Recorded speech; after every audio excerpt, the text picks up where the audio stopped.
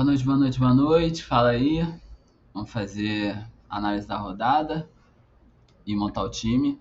Dessa vez não vai dar para fazer mudança na última hora, pegar as escalações. Estou montando agora com o mercado fechando 20 horas, mais ou menos. Então amanhã eu não devo mexer. Focar bastante para fazer uma boa escalação. O maior problema dessa rodada vai ser saber quem vai jogar. Muito time jogou no meio da semana, Sul-Americana, Libertadores. Então não vai dar para ter a ideia das escalações anteriores, né?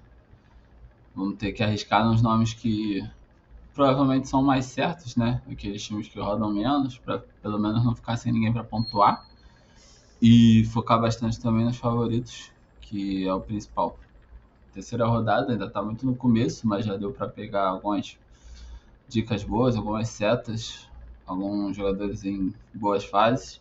E focar também bastante em cartoleta, né? Porque nessas duas primeiras rodadas foi muito pouco ganho de patrimônio. Então, tentar melhorar. Já tinha feito essa análise prévia no último vídeo. Não vou repassar, vou direto para as escalações.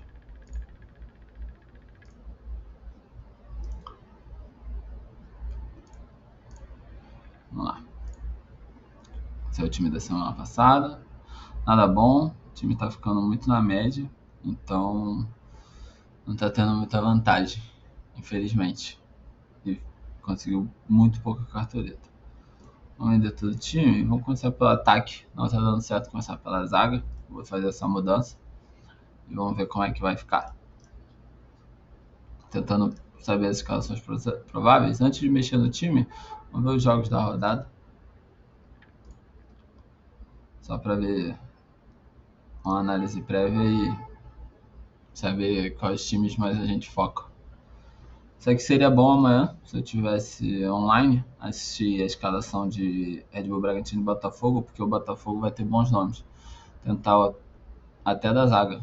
Eu ia falar para tentar um jogador de ataque, um jogador de meio de campo do Botafogo, que for titular, mas cabe até da zaga. O Red Bull Bragantino tem uma zaga frágil, tomou 2 gols do Fluminense na segunda rodada, também tomou 2 gols na primeira rodada do Ceará em casa.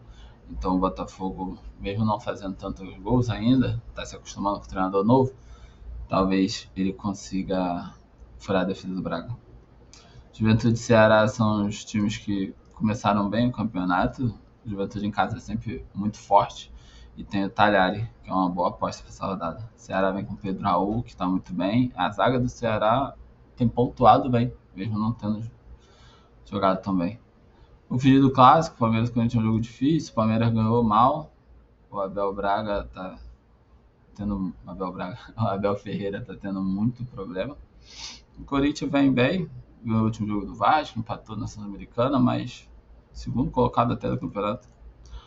Mas não arrisco. O Palmeiras não joga no Allianz também, ó, Arena Barueri, bem fora de casa. Não vejo jogador desse confronto agora. Quem quiser arriscar, Yuri Alberto, Depay, Garro volta, talvez não seja titular, mas volta pro jogo. Rafael Veiga de fora. Pode ter um jogador de ataque do Palmeiras, a zaga do Corinthians não é confiável, mas vou sair fora desse jogo. Vasco Sport é um jogo excelente, se tivesse escalação, com certeza titular, lateral, meia, zagueiro e atacante do Sport, do Vasco, seria uma boa contra o Sport. Não tanto porque o time do Sport é ruim, mas porque o Vasco está em casa, precisa ganhar, queria ir pressionado. E é um time que tem feito bastante gol, né? 3-3. Infelizmente no meio de semana só ganhou de 1-0, mas o time criou bastante oportunidade, eu vi esse jogo, então pode ser bom. Bahia e Mirassol também é uma boa aposta, porque o Mirassol é um time bastante fraco, apesar de sempre conseguir fazer gol. Vai ser bem difícil essa luta contra o rebaixamento do Mirassol. Então, Bahia de novo, meio, ataque, talvez até defesa. Só que, como é domingo, e o Bahia é um dos times mais difíceis de saber a escalação, né? Não dá pra entender o que o Rogério Ceni vai aprontar. Então, talvez seja difícil escalar jogadores do Bahia. São Paulo e Cruzeiro, o Zubeldia quase caiu ontem com aquele empate depois de abrir 2-0.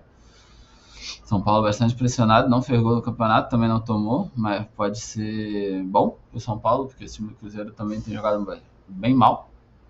O jogo contra a Sul-Americana perdeu para um time relativamente inexpressivo até. Então, São Paulo tem bastante chance de ganhar esse jogo no Morumbi. Se não ganhar, vai ficar bem ruim pro Zubeldia.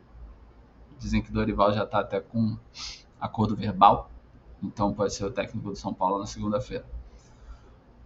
Mas também vou fugir desse jogo, como eu falei que ia fugir de Palmeiras e Corinthians. Não faz muito sentido. Grêmio e Flamengo, difícil. O Flamengo vem bem, mesmo tendo perdido o jogo do meio de semana da Libertadores. O Grêmio ganhou na Sul-Americana, mas foi um jogo bem apertado. Não sei se teremos jogadores para escalar, não sei os grandes craques, né? Arrascaeta, Bruno Henrique, De La Cruz. Só que não vejo favoritismo, acho que vou fugir desse confronto. Fluminense e Santos seria bastante interessante. Talvez o Neymar jogue, isso vai motivar muito o público. E o Fluminense goleou ontem na Sul-Americana, apesar do outro time ser bem abaixo no nível de enfrentamento. Só que o Santos também tem tomado bastante gol. Tomou 2 do Vasco, 2 do Bahia. Então talvez o Fluminense seja boas peças. De novo, tem que ver qual seria a escalação. Jogou ontem com o time reserva, então pode vir bastante forte, pode vir com o time titular. O problema para mim é que desapontou bastante na segunda rodada o Fluminense. Então, a não ser que seja um menino para valorizar, a não ser que seja falta de peça, não iria com jogadores do Fluminense por causa da segunda rodada. Contra o Red Bull em casa, que também decepcionou. Fortaleza e Inter. O Inter, primeiro colocado, goleou na Libertadores. Os últimos 2 jogos fez 6 gols, não tomou nenhum. É o melhor futebol do Brasil no momento. Então talvez valha o Alan Patrick, Wesley, Ener Valencia. Só que o time do Fortaleza também não é ruim, vive de picos, né? Às vezes joga muito bem, às vezes não consegue jogar tudo que tá se esperando dele. É estranho, não conseguiu jogar contra o Colo-Colo, por exemplo, teve aquela tragédia horrível e o jogo acabou suspenso.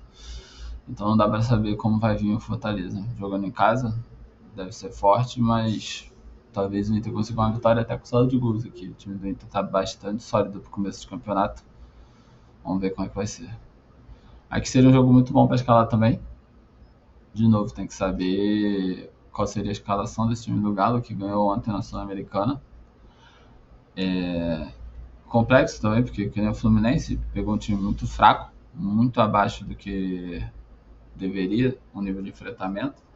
Natanael, que a gente escalou 2 rodadas seguidas, tipo, ontem fez gol e assistência, enquanto no Brasileiro ele não tá conseguindo comparecer tanto.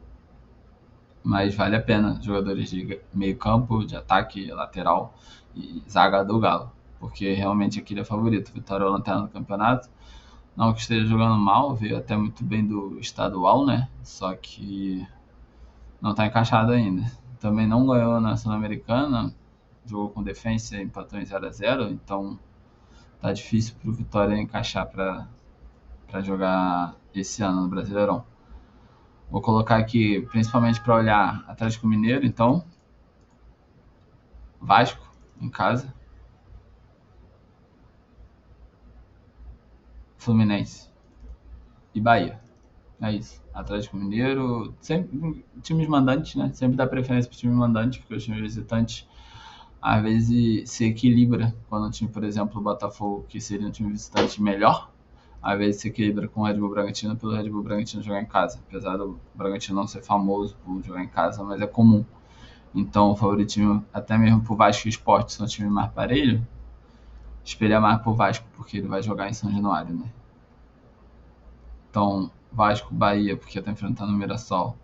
Um pouco Fluminense, por causa da fragilidade do Santos. E bastante pro Atlético Mineiro, por causa do enfrentamento com Vitória, jogando em casa. O Galo que não ganhou ainda, né? Perdeu pro Grêmio na primeira fase, empatou com São Paulo, um time de maior porte, mas mesmo assim não tá conseguindo vencer no Brasileiro, então precisa mostrar alguma coisa. Tem que ganhar no Mineirão logo no começo, fazer os primeiros pontos do campeonato. Eu acredito muito nesse jogo do Galo aqui, o último da rodada. A análise dos jogos é essa. Então a gente tem basicamente esses favoritos para a rodada 3. Vou olhar jogador a jogador para saber como escalar. Tomar muito cuidado pelo fato de não ter as escalações e times que jogaram durante a semana, então vai ter pouca minutagem de jogadores. Tem que pegar bastante jogadores agudos e tentar encontrar as defesas mais sólidas, né? Para segurar o SG, principalmente ali na linha defensiva. Beleza? Vamos ver como é que fica então o time daqui a pouco. Vou montar um por um. E aí a gente faz outra análise passo a passo, dependendo dos jogadores. Vamos pensar sempre na média e na valorização. A rodada 3 é isso. Foco na cartoleta, foco em pontuar bastante